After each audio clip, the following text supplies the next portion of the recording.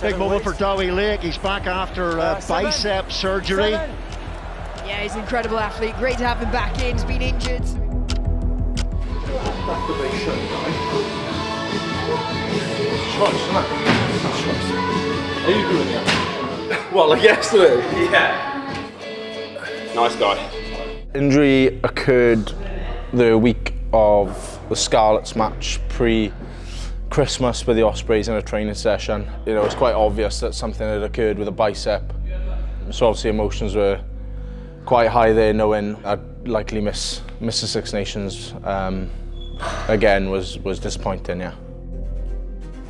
So Dewi's progress was quick.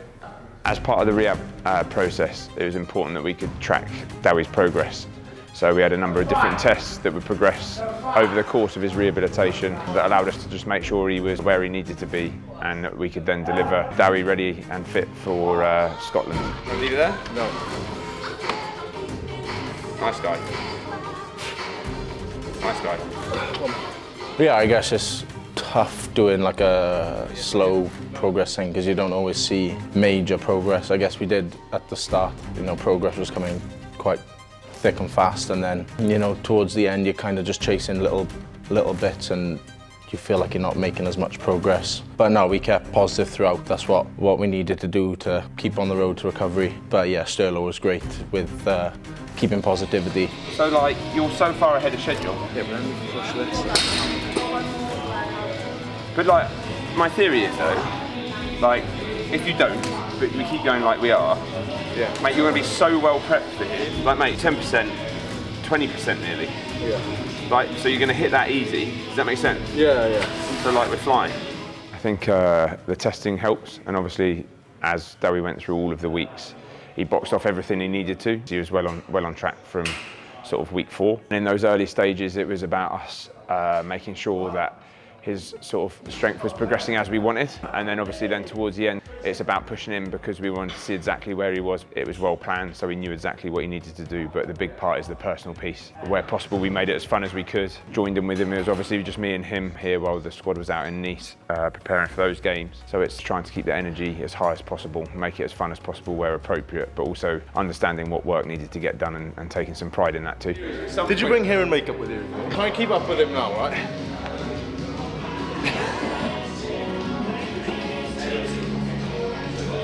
That's a ridiculous walking speed, isn't it? Combating negative thoughts helped, having Sterlo around. You know, a lot of laughs as well. We didn't just focus on just the bad things. We had a bit of a laugh in between, working hard as well, which obviously makes things a lot easier. But yeah, things don't always go how you want them to. You know, there's a couple of tests where we'd gone backwards from the previous test, and those are just things that happen. It's just you know, about keeping looking forward. Broken Broncos, full 5.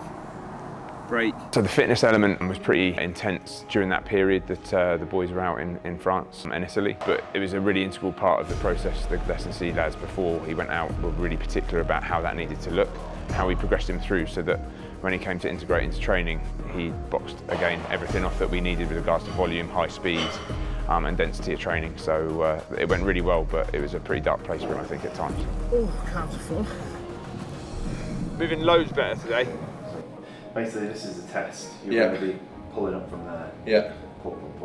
The isokinetic test is a really nice way to identify any underlying weaknesses in strength and different elements of strength too, so concentric and eccentric. First test was at 8 weeks. He tested really well, so me and Pat were pleased, but not quite as well as we needed with regards to being back to pre-function strength level. Is it all right? Yeah. Yeah, probably quite nervous because I think, you know, we were aiming for certain scores, certain testing scores that would allow us to get back into training and into playing. So yeah, there was obviously a target that we had to hit for that. So yeah, I was quite nervous going into that. Lovely, last one. Well, Dewi.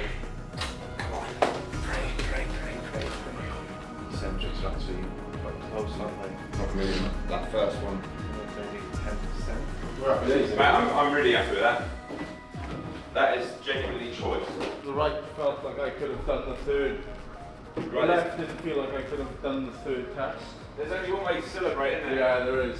Wait there. Song of choice was Clocks Go Forward by James Bay.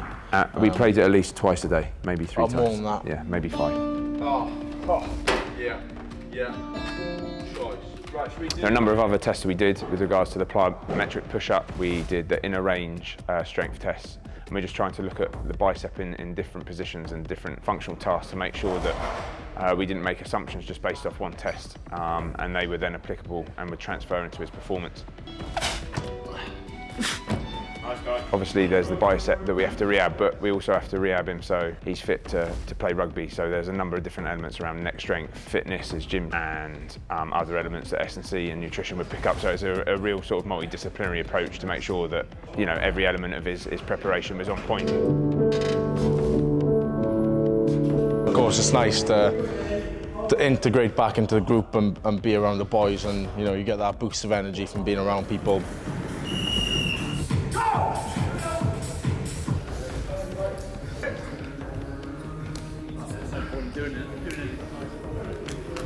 On 3, right? 1, 2, 3.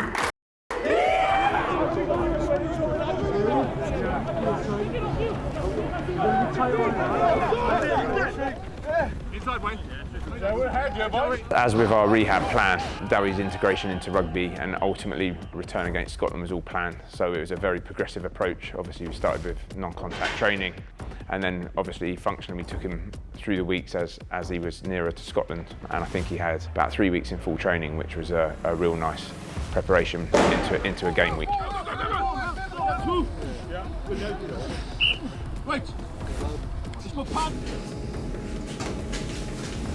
I think you're always wanting more. I think I knew there was, you know, a target that I had to hit in order for me to get back, and I didn't hit that target on the first time round. But, you know, Pat and Sterlo reminded me that it was just, you know, first test, and for where we were in our rehab block, that it was a pretty good start. Last one, big pull.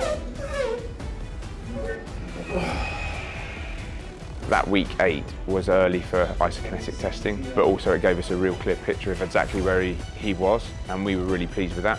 And it also then gave us enough time to repeat the test, and he hit all the gold standards that we'd look for with regards to absolute values, but also comparison to his other side. Cheers. Thank you very much.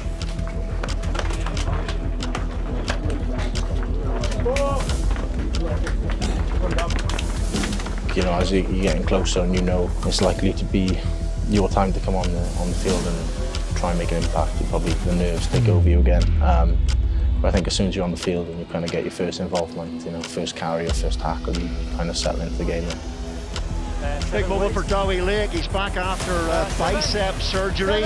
As well as rehab went, and looking at how we tracked his progress, was very confident that he'd be ready to go, but obviously then there's always that sort of anxiety of things happen in rugby, and there's some things that you can't prepare for. It's a chaotic game. So yeah, no, really proud, but appreciate how much hard work that he put in along the process, and nice to see him come through and play well.